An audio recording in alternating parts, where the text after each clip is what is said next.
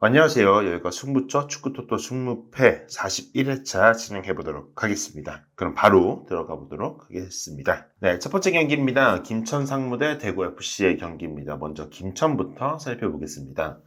김천은 주춤하다가 신병들이 전력에 합류하면서 신바람 2연승을 기록하고 있습니다.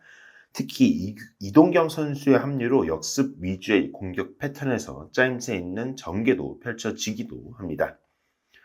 공격 옵션도 다양해졌습니다. 측면에서 빠른 돌파와 유강현을 향한 롱볼 플레이, 전 포지션에 걸쳐 전력이 더 보강된 만큼 당분간 상승 기세는 이어질 것으로 보여집니다.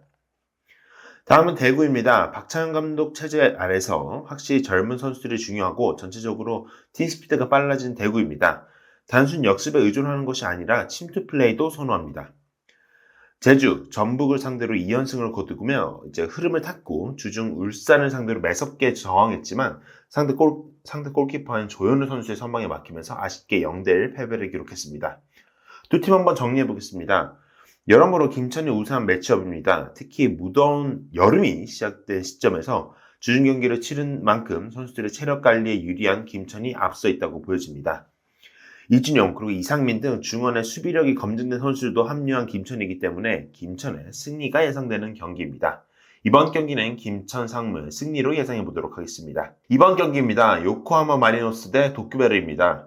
요코하마 마리노스부터 살펴보겠습니다. 최근 리그 1위 마치다에게 홈에서 1대4 패배를 했지만 이후 산프이로 그리고 삿포로에게 승리, 이번 주중 리그에서 후쿠오카 원정에서 1대2 패배로 3연승을 이어나가지 못했습니다. 공격적인 4-1-2-3을 선호하지만 양측면 수비와 센터백 라인의 수비 전환이 늦으며 공격력에 비해 수비력의 발목을 잡고 있는 상황입니다. 시즌 초반 부진했다고 하지만 4라운드부터 14라운드까지 3승 8무 짓지 않는 근성 있는 축구를 보여주고 있는 도쿄베르입니다. 지난 6월부터 4-4-2에서 3-4-1-2 전술로 변화를 꾀하고 있습니다. 주중 이와타 원정에서 3백 라인의 제공권을 놓쳤고 측면 수비에 고전하면서 0대3 패배를 기록했습니다. 수비력 개선이 필요한 도쿄베르입니다. 두 팀 한번 정리해 보겠습니다. 요코하마 마리노스는 도쿄베르디를 상대로 선수층이 굉장히 두텁습니다. 두 팀 모두 수비 쪽에 허점이 있지만 그래도 요코하마 마리노스가 도쿄베르를 상대로 안정감이 있다고 보여집니다. 홈 승률이 좋은 요코하마 마리노스의 승리가 예상되는 경기이기 때문에 이번 경기는 요코하마 마리노스의 승리로 예상해 보도록 하겠습니다. 세 번째 경기입니다. 전북 현대 대 FC 서울입니다. 먼저 전북부터 살펴보겠습니다. 전북이 포항과의 맞대결에서 티아고의 선제골로도 1대1 비겼습니다.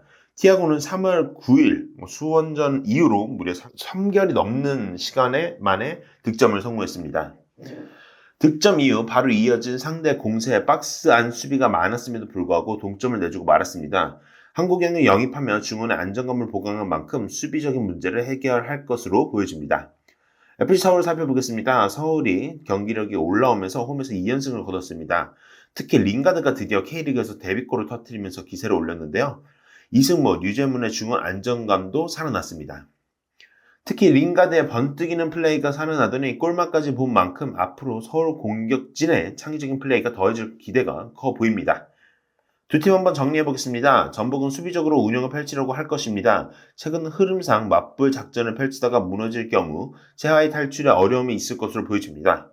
우선 승점 1점을 노리는 경기가 될 것이지만 최근 기세만 놓고 본다면 서울이 앞서 있지만 최근 송민규 그리고 안현범 선수의 측면 파괴력이 매서운 전북이 의외로 이변을 연출할 가능성이 있다고 생각합니다. 이번 경기는 전북의 승리로 예상해 보도록 하겠습니다. 네 번째 경기입니다. 대전 하나시티 대 수원FC입니다. 대전부터 살펴보겠습니다. 대전은 황선홍 감독 부임 이후 리그 1승 1무 1패를 기록하고 있습니다. 부상자가 많았던 만큼 공격적인 선수 영입을 통해 스쿼드를 재구축하고 있는데요. 지난 김천과의 주중 경기에서는 0대2 패배를 기록했지만 이순민이 복귀하면서 중원에 투쟁심이 생겼고 수비적인 투지가 살아났습니다. 수원 살펴보겠습니다. 수원은 최근 센터백 라인이 흔들리면서 두 경기 3실점으로 패배를 당했지만 주중 광주를 상대로 1대0 승리로 반등을 했습니다. 다만 수원의 경기력이 좋지는 않았습니다. 상대 강주의 공격이 평소와 보다 무뎠고 그리고 수원의 득점에도 정성호 선수의 슈팅이 굴절된 행운의 골이었습니다. 흐름을 바꿔나가려고 하긴 했지만 이승우, 안데르손이 침묵하면서 전체적으로 좀 다운되고 있는 분위기인 팀입니다. 두 팀 한번 정리해보겠습니다. 최근 수비가 흔들렸던 수원이지만 대전의 공격자 힘세는 부상자가 많은 만큼 파괴력이 떨어진 상황입니다. 대전이 중원과 측면 수비적인 부분들을 강요하고 있는데요. 수원도 이승우, 안데르손 외 공격 파괴력이 떨어진다는 단점이 있습니다. 무승부 확률도 매우 높은 경기이지만 홈에서 강한 대전의 우세도 예상을 하기 때문에 이번 경기는 대전의 승무로 예상해 보도록 하겠습니다. 다섯 번째 경기입니다. 간바 오사카 대 마츠다의 경기입니다. 먼저 간바 오사카부터 살펴보겠습니다. 간바는 지난 시즌 부진에서 완벽히 벗어나고 있으며 현재 리그 3위 그리고 최근 9경기 패배가 없이 선전하고 있습니다. 라비와 스즈키 두 미들 중원 장악력과 밸런스가 굉장히 좋습니다. 견고한 수비력을 바탕으로 현재 20경기에서 14실점, 리그 최소 실점입니다. 4-2-3-1을 선호하고 풀백의 오버래핑을 통한 공격 전개도 위협적입니다. 마치다 살펴보겠습니다. 승격팀 마치다는 8연을 일으키면서 리그 1위를 기록하고 있습니다. 공수 모두 밸런스가 좋고 특히 드리세비치의 앞세운 수비 조직력이 뛰어난 편입니다. 4-4-2에서 양쪽 풀백 공수 전환이 빠르고 전체적으로 선수들의 활동량이 많습니다. 최근 주축 선수들인 나상호, 오세훈 등 부상으로 잠깐 주춤하고 있는 추세입니다. 두 팀 한번 정리해보겠습니다. 두 팀 모두 수비력이 준수한 팀들입니다. 간바는 마치다에 비해 득점력도 떨어집니다. 다만 주축 선수들의 부상 이슈로 최근 주춤하는 마치다입니다. 간바는 홈에서 강한 모습을 보이는 만큼 간바의 우세가 예상되는 경기이기 때문에 이번 경기는 간바 오사카의 승무를 예상해 보도록 하겠습니다. 여섯 번째 경기입니다. 세로소 오사카 대 나고야의 경기입니다. 먼저 세로소 오사카부터 살펴보겠습니다. 시즌 초반 8경기 무패를 달렸던 세로소 오사카지만 4월에서 5월 6경기 무승 부진에 빠지면서 주춤했습니다. 공격진에 이제 우에노와 부에노의 폼이 좀 살아나면서 최근에는 3승 3무로 무패 행진을 달리고 있습니다. 주중 사간도스와의 경기에서도 김진원의 선방으로 1-0 승리를 거뒀습니다. 측면에서 페르난데스와 그리고 파피사바의 최근 폼이 굉장히 좋습니다. 나고야 살펴보겠습니다. 나고야는 지난 시즌 대비 경기력 기복이 심한 모습을 보여주고 있으며 현재 10위에 머물고 있습니다. 특히 공격진의 노세화와 부상으로 최근 리그 5경기 3득점입니다. 하창래를 중심으로 3백 라인의 안정적인 모습을 보이지만 미쿠미가 경험 미숙으로 종종 실수나 위기를 자초하는 경우들이 있습니다.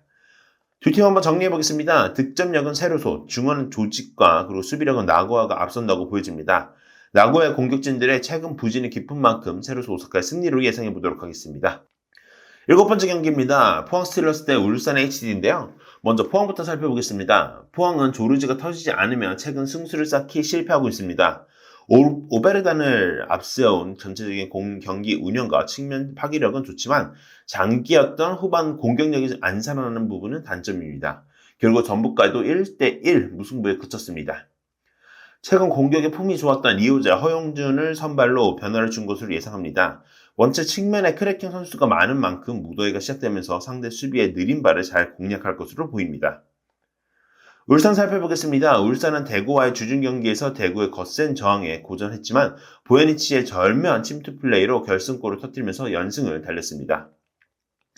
무엇보다 최근 리그 2경기 연속 2실점을 하며 흔들렸던 수비 라인이 오랜만에 클린시티 경기를 펼쳤습니다. 18세 신예 센터백 강민우가 등장하면서 노쇠화된 수비 라인에도 힘이 생겼습니다. 두 팀 한번 정리해보겠습니다. 결과를 떠나 내용적으로 항상 치열했던 동해안 더비입니다. 선두 울산과 4점 차로 벌어진 포항이 추격하는 의지가 굉장히 클 것으로 보입니다. 울산의 센터백 라인과 측면 수비가 허점이 있는 만큼 포항이 파고들 것으로 보여지는데요. 전반은 탐색전, 후반은 포항의 공세가 예상되는 경기이기 때문에 이번 경기는 포항의 승부를 예상해 보도록 하겠습니다.